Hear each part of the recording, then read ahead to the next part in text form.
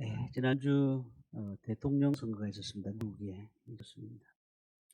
근데 우리나라의 방송사들이 미국의 대통령 선거인데도 불구하고 하루 종일 그냥 뉴스 채널에서는 계속해서 중계를 했습니다. 왜 그럴까? 미국이라는 나라는 우리나라하고 뗄 수 없는 관계거든요. 그래서 정치, 사회, 경제, 문화 어떤 분야에서도 미국과 다 연결되어 있는 것이죠. 그래서 어느 대통령이 되는가 그게 매우 중요했던 것 같습니다. 다시 말하면 변화되는가 아니면 변화되지 않는가 이 문제에 대해서 특히 경제적인 문제를 많이 생각을 했던 것 같습니다. 우리에게 주는 영향력은 매우 큽니다. 어떤 사람은 변화를 좋아하는 사람이 있어요. 변화되는 것을 좋아하는 사람이 있습니다. 어떤 사람은 또 변화되는 것을 싫어하시는 분들도 있습니다. 그래서 어떤 사람은 변화가 오면은 빨리 변화되기를 바라고요. 어떤 사람은 천천히 이렇게 변화되는 모습을 보게 됩니다. 근데 변화되는 쪽을 좋아하는 쪽에 보면은 이거는 발전이고요. 변화되지 않는 쪽에서 보면은 병질입니다. 병질. 우리가 분명한 것은 모든 변화가 있다는 사실, 그리고 삶은 벌써 많은 변화를 우리에게 받았다는 사실을 볼 수가 있습니다. 어떨 때는 불편한 것도 적응해야 될 그런 상황도 생깁니다. 요즘 스마트폰 시대지 않습니까? 그래서 대부분 스마트폰을 다 갖고 다니십니다. 근데 한 10년 전, 5년 전 그 정도만 해도 스마트폰이 아직 보편화되지 않았고 특히 어르신들은 70대, 80대 어르신들은 스마트폰을 사용하지를 못하셨어요. 근데 지금은 어디 가도 스마트폰 다 사용하시고 어르신들 다 카톡을 사용하십니다. 이게 그만큼 변화가 빨리 왔고 그리고 그 변화를 또 받아들이시는 경우가 많습니다. 그리고 엘리베이터도 마찬가지입니다. 요즘 뭐 아파트에 저희들이 살고 있는 장복 아파트도 마찬가지지만 모든 아파트에 엘리베이터가 있지 않습니까? 얼마나 편리합니까? 편리합니다. 근데 만약에 10층에 사셨는데 엘리베이터가 없다고 하면 어떻게 될까요? 되게 불편할 겁니다. 어르신들은 움직이지도 못하는 겁니다. 처음에 그 엘리베이터를 설치했을 때 사람들이 그걸 사용하지를 못했어요. 그러다가 그게 없으면 지금은 불편한 시대가 되어버린 것이죠. 모든 변화는 편한 식으로 적응할 수밖에 없는 것입니다. 그런데 이 변화가 뭐냐? 이 변화는 하나 검증돼야 됩니다. 어떤 검증이냐면 모든 변화가 다 좋은 것만은 아니라는 사실이죠. 하나님의 말씀의 필터로 이게 검증이 돼야 돼요. 그래서 이게 성경적 변화인가? 아니면 다른 것은 다 변하더라도 하나님의 말씀은 변하면 안 되잖아요. 그렇기 때문에 진리에 대한 확신을 가지고 우리가 이 땅의 변화를 바라보느냐, 아니면 모든 것이 변하니까 다 변해야 된다라고 생각을 하는가, 우리가 한번 생각해 볼 필요가 있는 것입니다. 사실 우리가 예수를 믿을 때와 지금 얼마나 많이 달라졌습니까? 우리는 많은 변화를 일어났습니까? 구원받은 사람들은, 성도들은 늘 우리가 하나님 말씀 앞에 자꾸 변화되기를 원하는 거죠. 내 삶이 변화되기를 원하고 그리고 아름답게 변화되기를 원하는 겁니다. 하나님의 자녀가 되었다는 것은 그 자리에 머물러 있는 것이 아니죠. 계속 하나님의 나라를 위해서 쓰임받는 삶으로 변화되어 가는 과정이라고 생각하시면 되겠습니다. 그렇다면 오늘 제목을 아름다운 변화라고 말씀을 드리는데요. 우리가 어떻게 아름다운 변화를 나의 것으로 만들 수 있을까 몇 가지 생각해 보려고 합니다. 첫 번째는 아름다운 어, 변화를 위해서는 본질과 비본질을 구별할 줄 알아야 돼요. 본질과 비본질. 자, 베드로가 지금까지 예수님의 수제자로 살아왔죠. 그는 하나님의 그 나라를 위해서 사용된 사람들이었습니다. 자, 그런데 예수님께서 이 땅에 계시다가 올라가시면서 사도행전 1장 8절 말씀을 제자들에게 또 많은 사람들에게 들려주고 가셨습니다. 사도행전 1장 8절이 무엇입니까? 오직 성령이 너에게 임하시면 너희가 금령을 받고 예루살렘과 온 유대와 사마리아와 땅 끝까지 이르러 내 증인이 되리라 하시니라. 자, 베드로가 생각할 때 자기가 성령을 받고 난 다음에 온 유대까지는 괜찮아요. 그래, 유대 민족들에게 복음을 전하는 것은 당연한 것이다. 저들이 모르니까.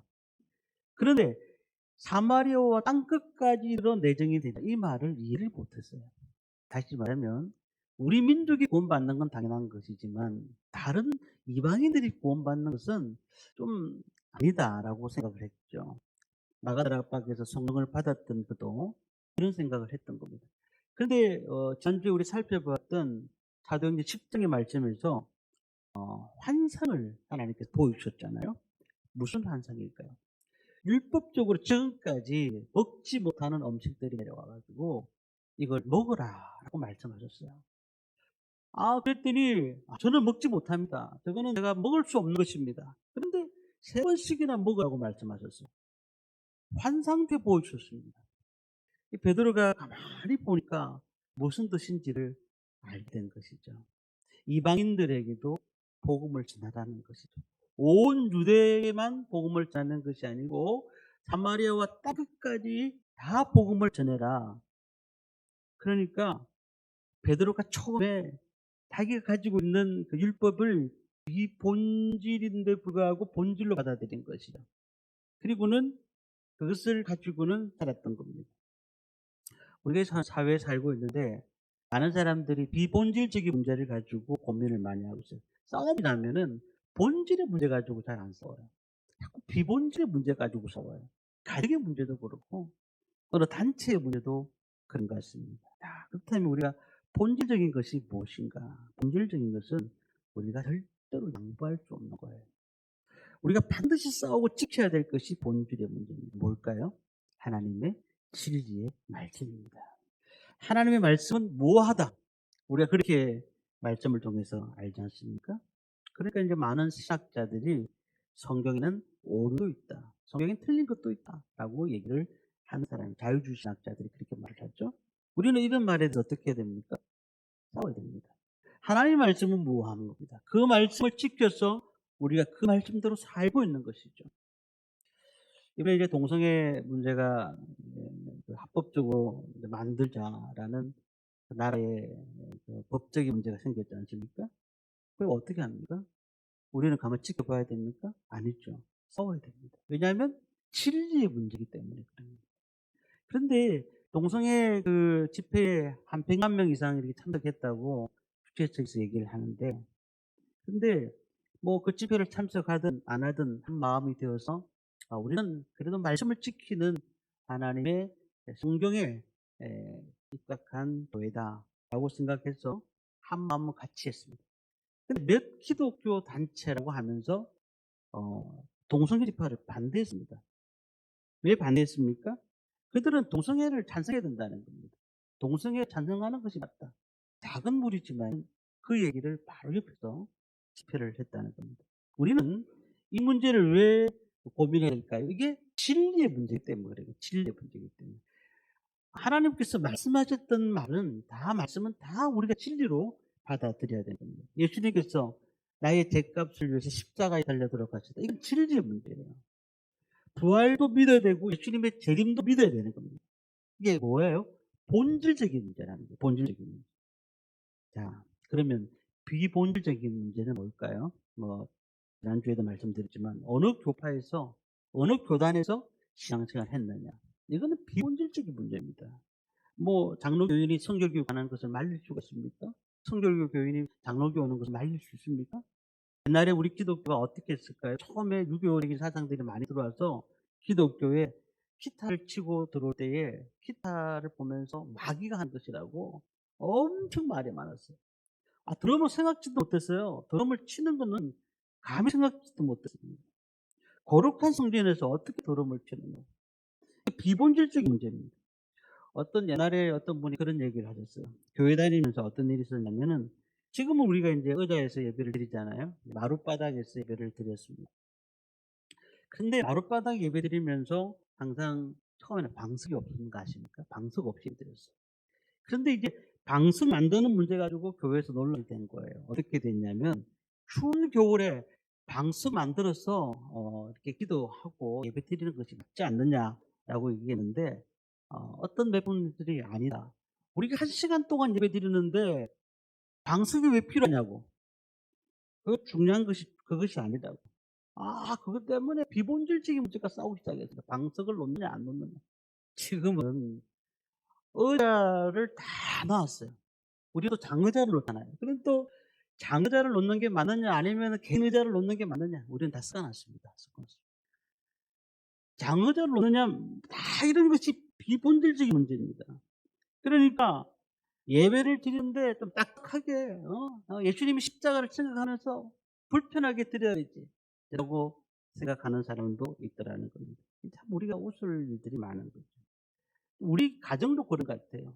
뭐 본질적인 가지고 잘 안 싸워요. 비본질적인 가지고 자꾸 싸우는 거예요. 왜 그럴까요? 비본질과 본질을 구별하지 못하는 겁니다. 그래서 우리가 늘 우리의 삶들이 어떨까 고민을 해볼 필요가 있는 겁니다. 우리 개인적인 삶, 가정, 교회, 신앙생활 모든 것이 불편하고 있다. 불편하다. 그러면 그게 본질입니까? 비본질입니까? 제가 말씀을 드렸잖아요. 아주 큰 교회를 가봤더니 야 정말 편리하더라고요. 교회에 예배를 드리는 데 있어서 너무너무 편리한 거예요. 아프신 분들 또 장애를 가진 분들 다 예배 장소가 따로 있고 그리고 또 그곳에서 음량 모든 것이 너무 새로워졌어요. 근데 그것이 본질일까요? 비본질일까요? 비본질인 거죠. 예수님께서는 바리새인들과 종종 충돌하셨어요. 충돌하신 게 왜 충돌하셨을까요? 안식일 문제로. 왜 안식일 날 병자를 고치느냐? 바리새인들은 예수님이 못마땅했던 겁니다. 자, 그런데 안식일 법이 어떻게 되어 있느냐면은 499m까지는 죄가 아니고 500m부터는 죄가 되는 거예요. 그러니까 500m를 넘는 순간 법을 어기는 것입니다. 안식일의 본질이 뭘까요?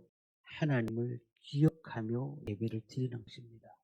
그런데 불구하고 499m까지는 괜찮고 500m부터는 너가 죄를 치는 것이다.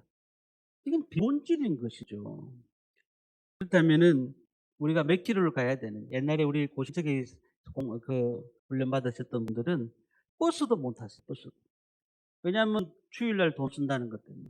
그래서 버스 못 타고 옵니다. 걸어서 와야 되고. 그리고 뭐 저도 그 문제는 계속해서 지금까지도 사실 마음에 있는데, 주일날 돈을 쓰는 문제, 이것도 매매하고 이런 것들도 어릴 때부터 훈련이 돼가지고 안 되죠. 그런데 지금 뭐 고신청이고 합동이고 어느 교단이고 다 주일도 매매도 해요. 다 해요. 근데 사실은 지킬 수 있으면 좋죠. 왜냐하면 하나님을 위해서 살아가는 거니까. 그러나 이게 본질이냐 비본질이냐 문제에 대해서는 우리가 고민을 해봐야 되는 겁니다. 그러는 예수님께서 식사할 때 손을 씻지 않았습니다. 유대인들이 물어봤습니다. 왜 손을 씻지 않느냐? 예수님 공격합니다. 문제는 뭐죠? 손을 씻는 이유가 뭐예요? 영적인 청결을 위해서 손을 씻는 거지. 이게 마음으로 씻으라는 거예요. 근데 어시계만 그냥 있는 거죠. 어시계만. 그러니까 예수님이 그러한 어떤 마음의 할례를 받지 못한 자들을 향해서 뭐라고 하셨을까요? 회칠한 무덤 같다고 말씀하셨어요. 와 있을진저 서기관과 바리새인들이요, 외식하는 서기관과 바리새인들이요, 와 있다고 말씀하셨어요. 비본질과 본질을 모르고 형식이 모든 것이 본질인 줄 아는 그런 사람들이 많더라는 것이죠. 우리가 어떤 이웃과 관계가 좋지 않습니까? 또한 뭐 누군가와 친척들과 서운한 관계가 있습니까?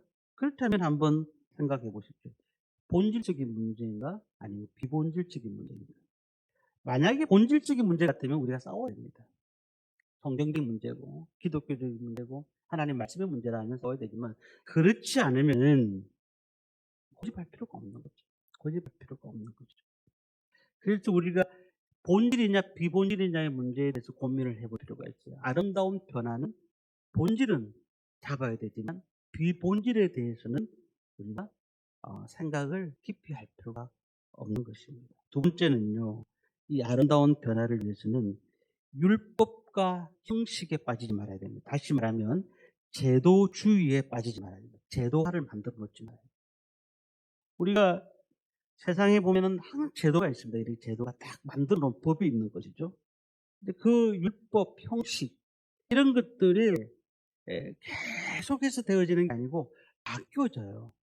바뀌어져요. 유대인들도 계속 하나님의 말씀을 고집하다가 613가지로 또 바꿨어요. 바꿔 가지고 그것을 지켜야 된다. 그러니까 나름대로 만들어 가는 거죠. 우리가 교회가 그런 것 같아요. 교회가 역사가 오래되면은 오래될수록 계속 형식만 이렇게 남는 경우가 많아요. 제가 지난 올여름에 충영교회를 우리 학생들을 데리고 가지 않습니까? 충영교회는 우리 합동교단에서 제일 큰 교회였습니다. 제일 큰 교회. 근데 제가 그 교회에 가서 새벽기도를 이제 참석을 했었습니다.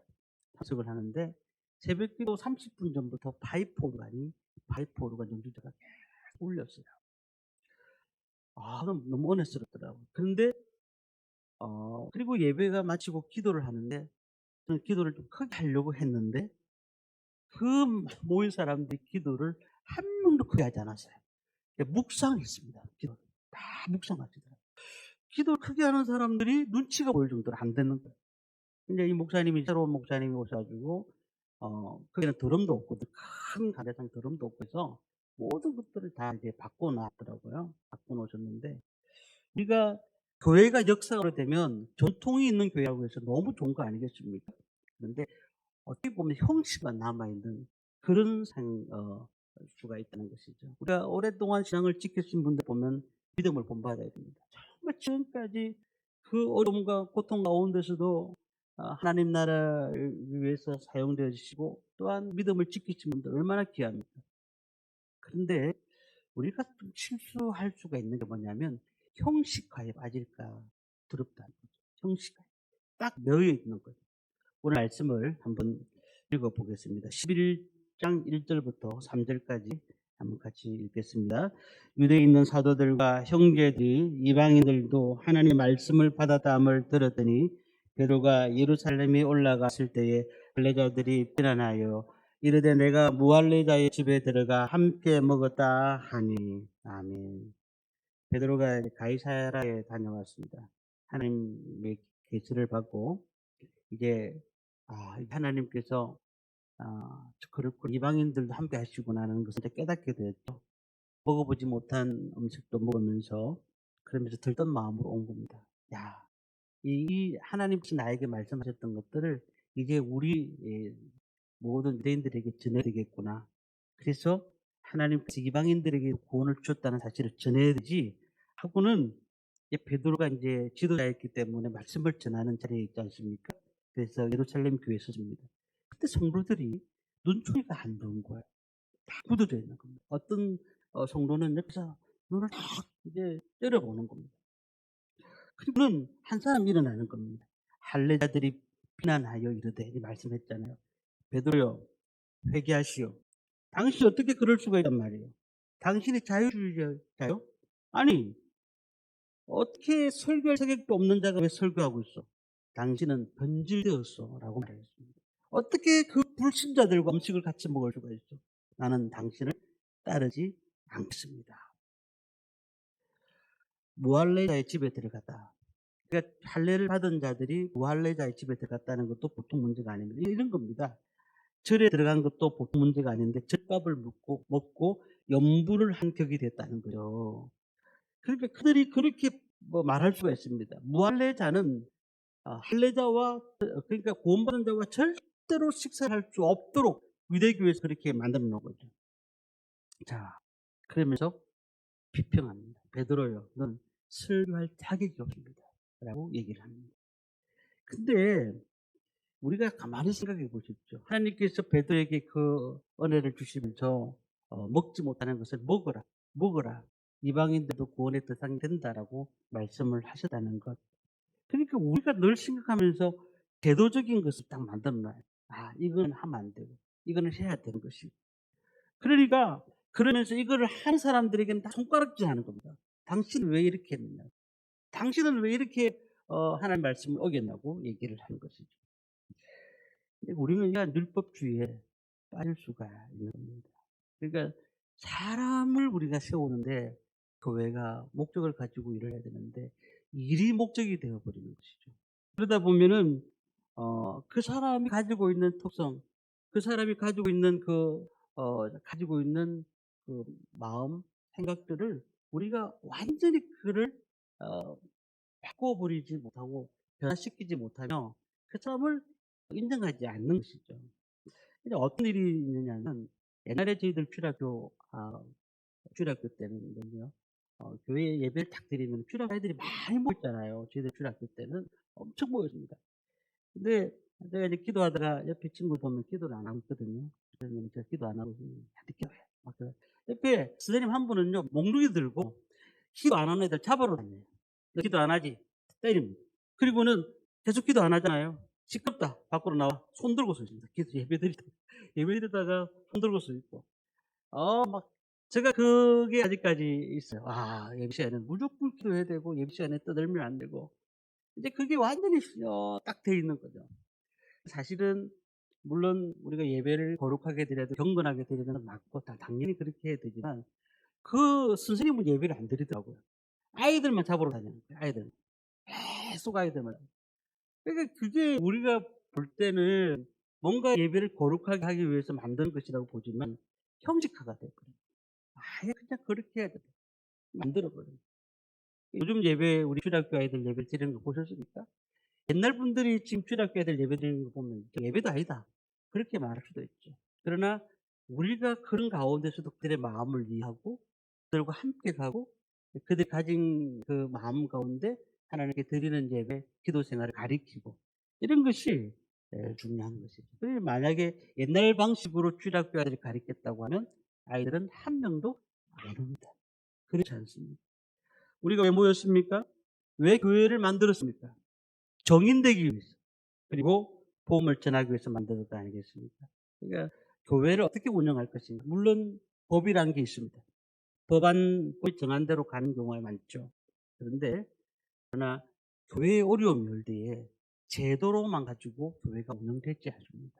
어떨 때는 그냥 많은 얘기를 하고 법이요한다고 되는 것이 아니라 같이 함께 기도하고 함께 어떻게 하면 우리 교회가 이렇게 바로 할 수 있을까 고민하고 그러면서 어 아름다운 변화를 예 가지고 나가야 되는 겁니다. 그러니까 형식주의에 빠지지 말아야 되고 제도주의에 빠지지 말아야 된다는 겁니다. 마지막 세 번째는 우리에게 주는 교훈이 뭐냐면 올바른 태도를 가져야 됩니다.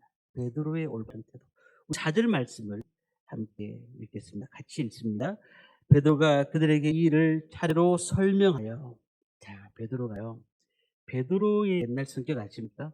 베드로는요, 말고라는 종이 예수님을 잡으러 왔을 때 금을 빼서 그 목을 치르다가 키만 잘렸던 사건이 있었어요.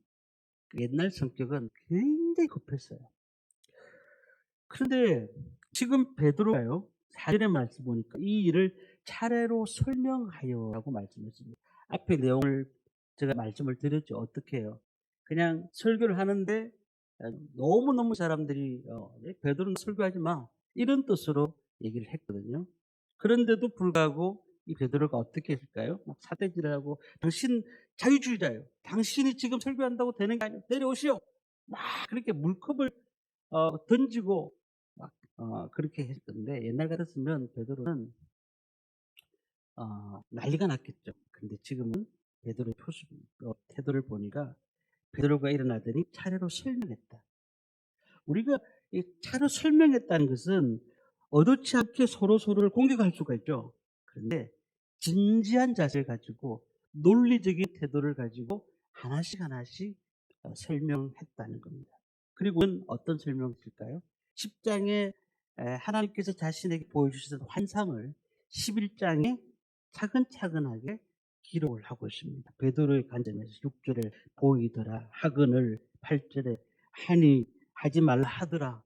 그러니까 하나님께서 말씀하셨던 것들을 자기의 입으로 자기의 생각으로 그대로 전하고 있는 것을 보게 됩니다. 그리고 그렇게 거룩한 환상에 대해서 말씀을 전하고는 10절에 이렇게 말씀합니다. 10절에 같이 읽겠습니다. 이런 일이 3번 있은 후에 모든 것이 다시 하늘로 끌려 올라가더라. 자, 기도하고 있는데 보자기가 내려와서 온갖 부정한 짐승이 다 있었고, 그리고 돼지와 먹지 못하는 짐승들이 득실득실 하는데, 잡아먹어라 잡아먹어라, 내가 잡아먹을 수 없나이다, 내가 깨끗하다 하는 것을 네가 왜 부정하냐, 속되다 하느냐, 잡아먹어라, 못 먹습니다. 이 사실은 3번 얘기한 거지만 정확하게 왔다 갔다 하는 얘기로 6번을 한 거거든요. 자, 실지가 뭐였죠? 이방인들도 구원을 받을 수 있다는 것을 음성으로 들려주는 것입니다. 자, 그 일을 설명하고 있는 가운데에 어떤 사람이 그 예루살렘 교회의 문을 두드립니다. 문을 두드립니다. 실제의 말씀 보니까 같이 읽겠습니다. 마침 제 사람이 내가 유숙한 집 앞에 있으니 가이사랴에서 내게로 보낸 사람이라. 가이사랴에 누가 있을까요? 백부장 고넬료가 있죠. 고넬료가 세 사람을 보냈습니다. 왜냐하면 고넬료에서도 그 시간에 동일하게 하나님께서 환상을 주셨습니다. 왜냐하면 베드로를 데리고 오느라, 그렇게 말을 한 거죠. 베드로를 데려와서 설교를 말씀을 들으라는 것이죠.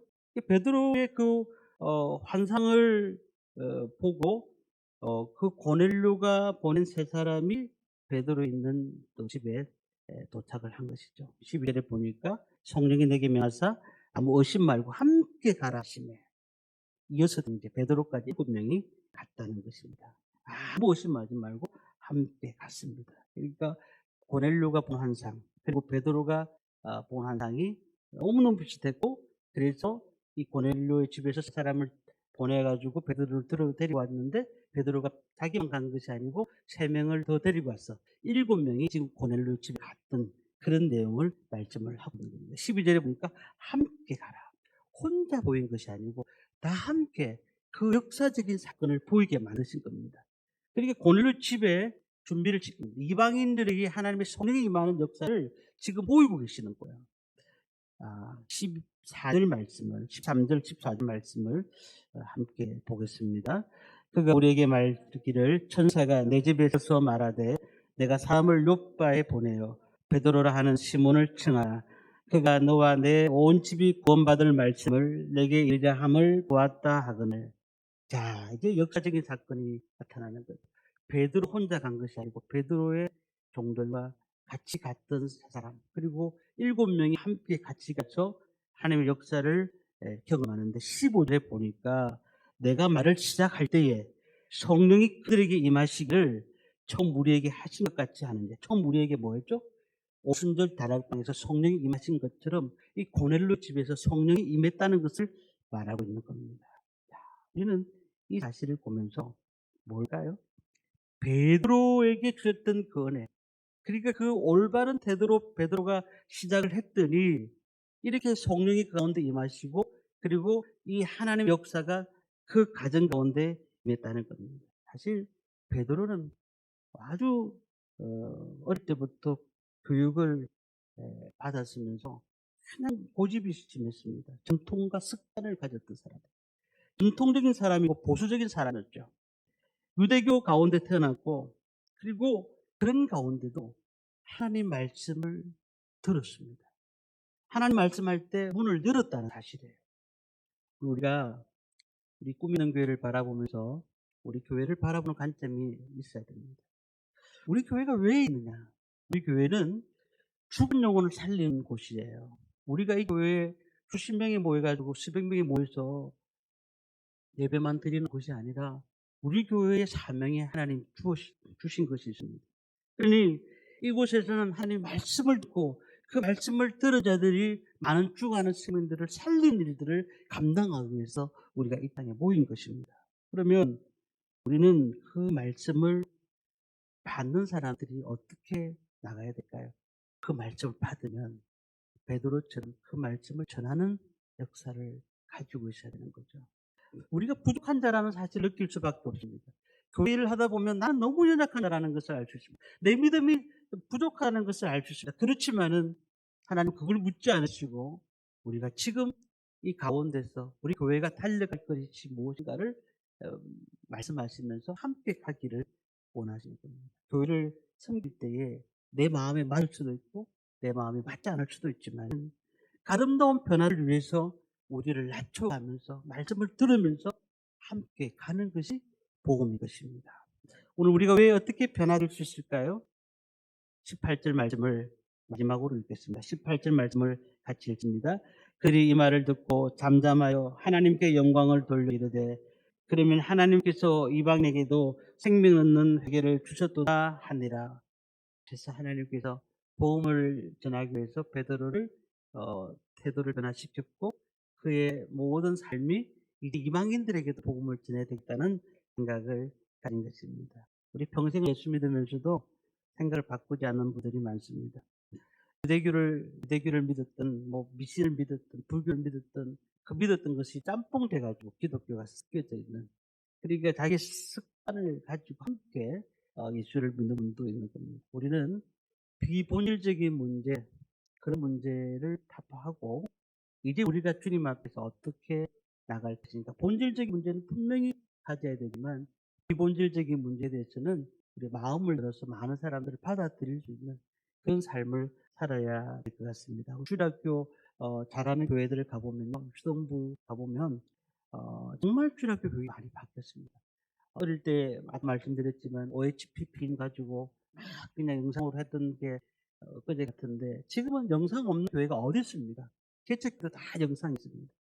그만큼 아이들에게 말씀을 가르치는 데 있어서 많은 것들이 변화되면서 아이들을 가르치고 있는 것입니다. 오늘도 우리가 모든 것들을 받아들이면서 영혼을 살리는 데 초점을 맞추고 그 영혼의 변화를 위해서 살아가는 교회가 됐으면 좋겠습니다. 많은 사람들이 사탄의 술수에 빠져가지고 얼마나 많은 사람들이 상처를 받고 있는지 모릅니다. 우리는 변화되어야 됩니다. 물론 자유주의 신앙으로 가는 것은 반대입니다. 그러나 우리가 하나님 앞에 본질적인 문제를 가지고 가되 여러 사람들이 모이는 곳에서 하나님 앞에 이방인들에게도 생명 없는 회개를 주셨다는 그 말씀을 가지고 오늘도 달려가시기를 바랍니다. 아름다운 변화가 있어야 됩니다. 베드로와 초대교인들이 마음이 열린 것도 우리 가운데서도 마음이 열려서 함께 같이 갔어. 그래서 정죄하지 말고 우리는 변화받고 하나님의 나라를 위해서 일할 수 있는 저와 성도님들 되시기를 주님의 이름으로 축원합니다.